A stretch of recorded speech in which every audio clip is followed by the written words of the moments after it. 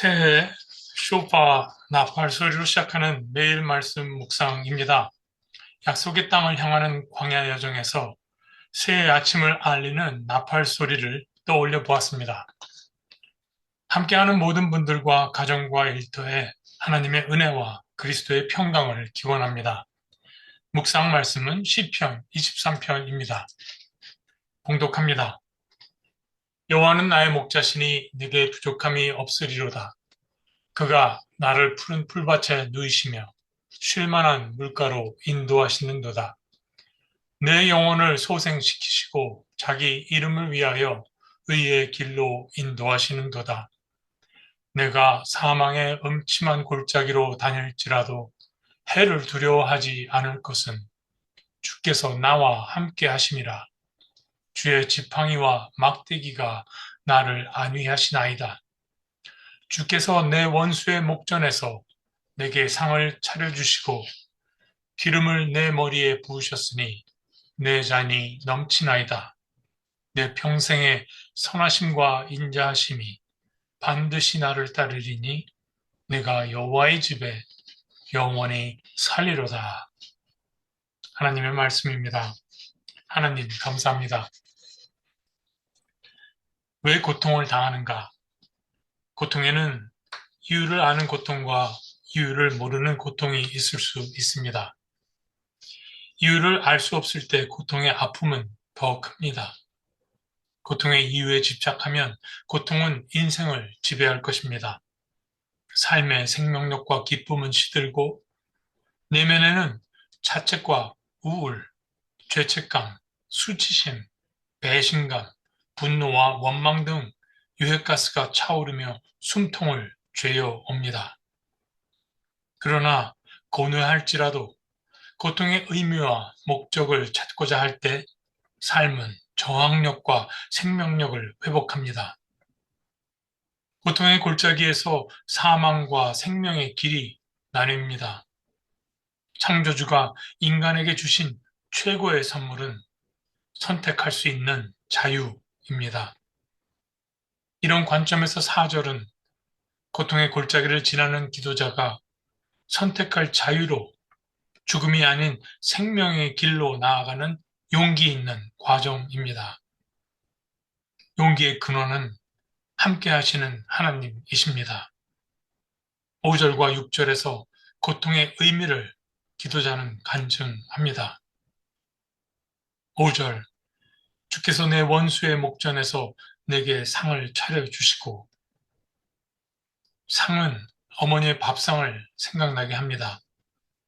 이 구절의 해석은 목전에서로 번역된 히브리어 네게드의 번역에 따라 달라지는데, 네게드에는 두 개의 다른 의미가 있습니다. 해석이 인생의 향방을 좌우합니다. 하나는 네게드를 본문처럼 앞에서 in front of로 번역한 해석입니다. 원수가 보는 앞에서 하나님께서 상을 차려주시니 원수가 얼마나 약이 오를까요?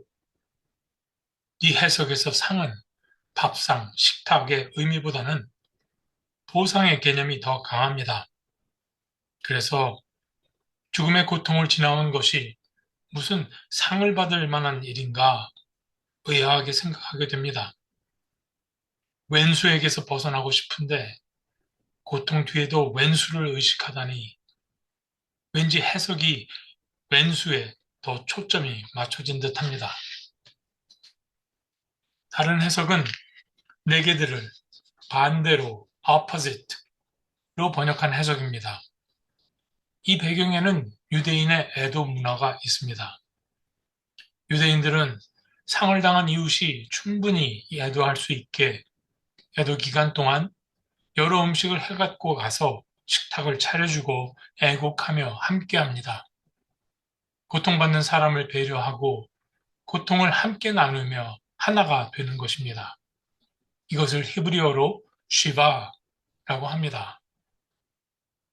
이런 이해를 근거로 5절은 내가 어려운 일을 겪는 동안 원수는 나를 조롱했으며 가까운 사람들은 등을 돌려 외면했지만 그 반대로 하나님은 곁에서 늘 동행하시며 지쳐 탈진한 나에게 풍성한 식탁을 차려 기운을 차리게 돌봐주신다는 의미로 읽혀집니다. 기름으로 내 머리에 부으셨으니 머리에 기름을 붓는 행위는 특별히 구별하는 행위, 특별한 사명과 권위를 부여함을 뜻합니다. 그리스도, 메시아는 기름 부음을 받은 사람이란 뜻이지요. 타인의 고통을 보듬는 사람, 그 사람의 그릇의 용량은 자신이 당한 고통의 수준을 넘지 못하기에 사망의 음침한 골짜기와 같은 고통을 겪은 사람의 그릇은 죽음만큼이나 깊고 넓은 것입니다. 그래서 하나님은 그런 사람의 머리 위에 은혜의 기름을 부으셔서 고통받는 사람들을 위로하고 구원하라는 특별한 소명으로 부르십니다. 이제부터 돌보아야 할 생명들이 있음이 이해할 수 없는 고통 속에서조차 삶을 살아내야 할 이유가 될 것입니다. 내 잔이 넘치나이다. 은혜를 넘치도록 부어주시는 분은 하나님이십니다. 하나님께서 사랑하는 방식이 이렇습니다. 내 잔은 내 밥그릇, 내 몫인데 내 몸뚱아리, 내 잔 하나 간수하기도 힘든 세상에 하나님의 은혜가 내 잔을 채우고도 넘쳐 이웃에게 흘러 모두 함께 은혜를 누리게 하시니 감사할 따름입니다.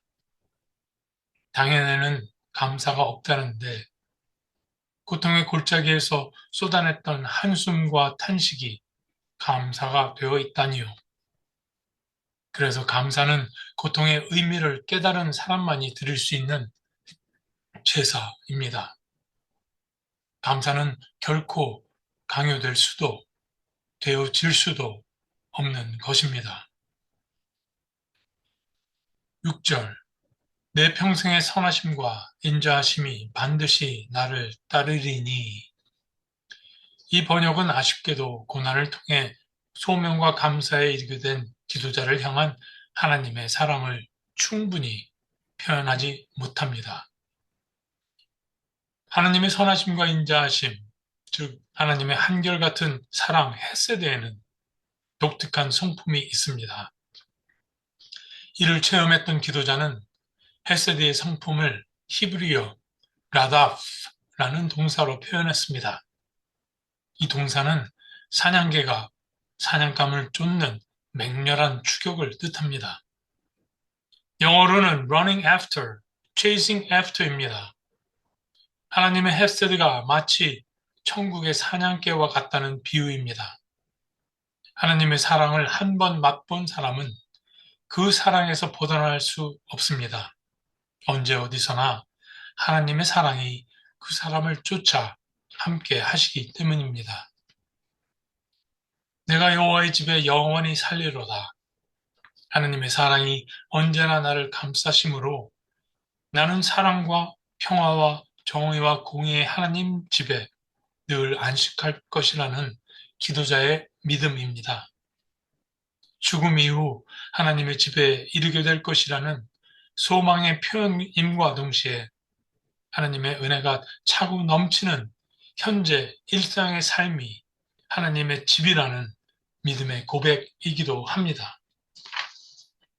내 영혼이 은총 입어 중한 죄짐 벗고 보니 슬픔 많은 이 세상도 천국으로 화하도다.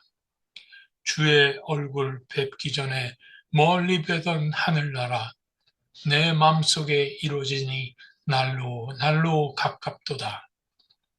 높은 산이 거친들이 초막이나 궁궐이나 내 주 예수 모신 곳이 그 어디나 하늘나라. 할렐루야 찬양하세. 내 모든 죄 사함받고 주 예수와 동행하니 그 어디나 하늘나라. 이제로부터 기도자의 발걸음이 닿는 곳에 하나님의 위로와 평강이 임할 것입니다. 지금 그가 있는 그곳이 하나님의 집이 될 것입니다. 낭낭하게 울려 퍼지는 저 쇼파 소리는 지금이 하나님께서 부르시는 때요. 위로자로 구원자로 부르신 그가 바로 나임을 자각하라는 경종입니다. 숲을 보듯 시편을 바라봅니다. 집으로 돌아온다는 뜻의 귀가라는 말이 떠오릅니다. 해 저무는 석양을 배경으로 푸른 초장 언덕 위 집을 향해 나 있는 신장로에 들어선 나그네의 모습이 보입니다. 시편 23편의 큰 그림은 돌아옴입니다. 만물은 처음 출발한 곳으로 돌아온다 하지요. 동양의 현자 노자는 이것을 반자, 도지동, 돌아감이 도의 움직임이다 하였습니다.